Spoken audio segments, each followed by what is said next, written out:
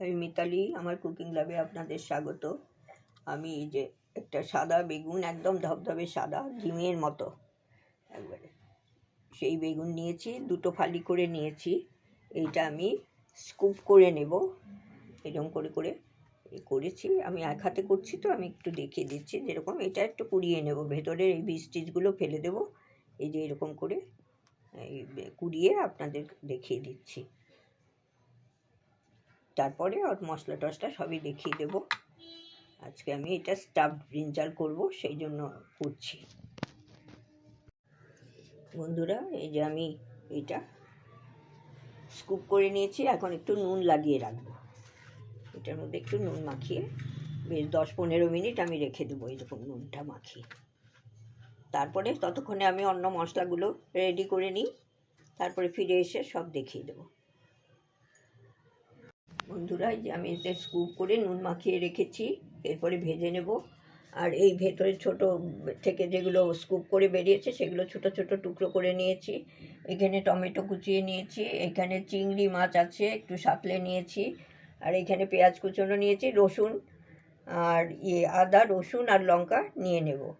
আর এখন আমি এই কড়াই বসিয়ে দিয়েছি। কড়াইতে আমি এটা সর্ষের তেলেই করব। সর্ষের তেল দিয়ে বেগুনগুলো আমি ভেজে নেব, সেটা আমি দেখিয়ে দিচ্ছি। বন্ধুরা, আমি এই যে বড় বেগুনটা দিয়ে দিয়েছি, এটা একবারে কিনতে হবে না, ছোট দুটো একসাথে দেবো। আর এটা বড়টা দিয়ে দিয়েছি। বড়টা দিয়ে একটু কম আঁচ করে এটা ঢাকা দিয়ে রেখে দেবো, ধীরে ধীরে সিদ্ধ হয়ে যাবে।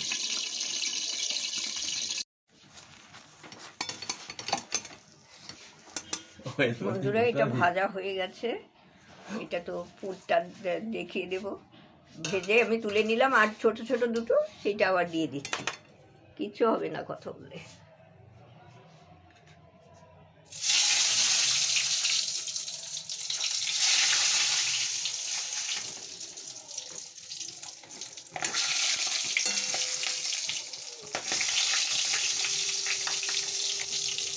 এই যে আমি দিয়ে দিয়েছি, এটা ঢাকা দিয়ে রাখবো কম আছে, তারপরে হয়ে যাবে।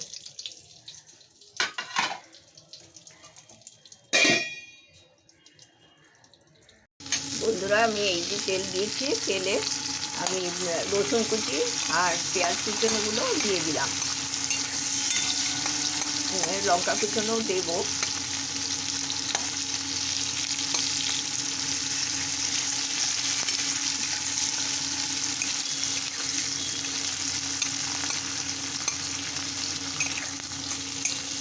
এর সাথে সাথেই আমি আবার এই বেগুনগুলো যে ছোট ছোট টুকরো করে রেখেছিলাম ওটাও দিয়েছি। বেগুনটা একটু কেটে রাখলে লালচে হয়ে যায়, ছোট ছোট টুকরো করে দিয়েছি আমি।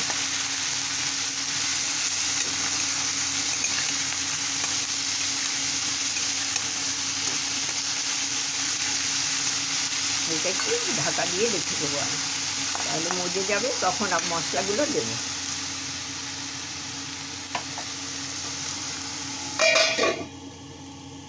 বন্ধুরা, এই যে হলুদ গুঁড়ো দিয়ে দিয়েছি, এইবার আমি কাশ্মীরি লঙ্কার গুঁড়ো দিলাম, আর লঙ্কা কুচনো তো দিয়েছি আগেই। আর এইটা দিয়ে দিয়েছি ধনে গুঁড়ো। এইটা দিয়ে আমি একটু নাড়াচাড়া করে নেব।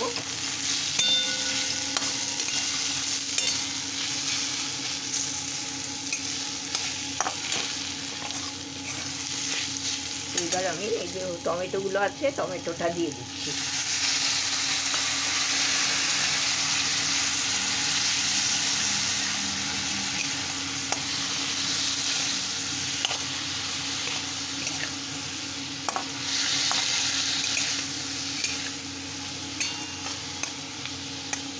টমেটোটা নরম হবে, মজবে, তারপরে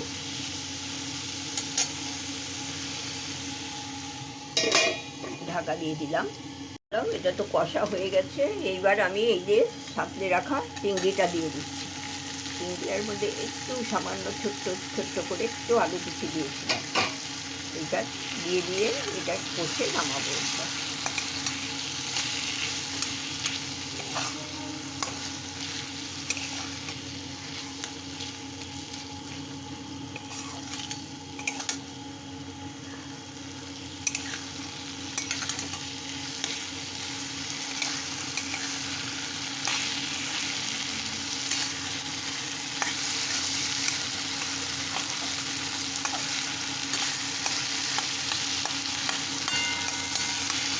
এটা খুব সুন্দর গন্ধ বেরিয়েছে বন্ধুরা, তো গন্ধটা তো দিতে পারছি না, খুব সুন্দর গন্ধ বেরিয়েছে। আর আমি এর মধ্যে একটু গরম মশলা গুঁড়ো দিয়ে দিচ্ছি সামান্য।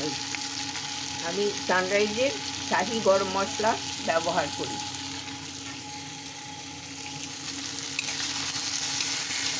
ব্যাস, এটা হয়ে গেছে। আমি এবার এটা আমি নামিয়ে নিলাম।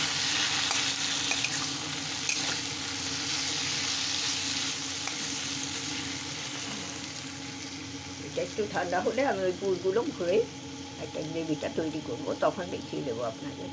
বন্ধুরা, এই যে আমার ক্যামেরাটা অফ হয়ে গিয়েছিল, এখন তাকিয়ে দেখছি। আমি তো ওই মশলাটা কষা হয়ে গেছে, আমি একটু জল দিয়ে দিলাম, একটু টমেটো সস পর্যন্ত দেখিয়েছি কিনা বলতে পারছি না, মানে দেখেছেন কিনা আপনারা। আমি টমেটো সস দিয়ে মশলাতে নেড়ে চেড়ে তারপরে জল দিয়ে দিলাম। এখন তাকিয়ে দেখছি যে আমার অন করাই হয়নি, হাতে ফোন, কিন্তু আমি একটু খেয়ালই করিনি।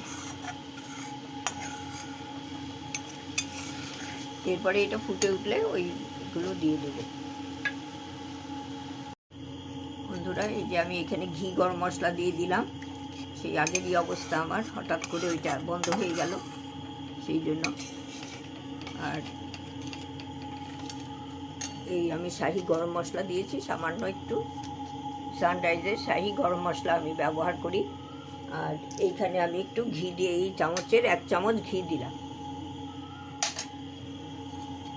এটা নেড়ে চেড়ে আমি এটা রেখে দিচ্ছি এখন। তারপরে আমি ওরগুলো যখন করবো একসঙ্গে তখন দেখি।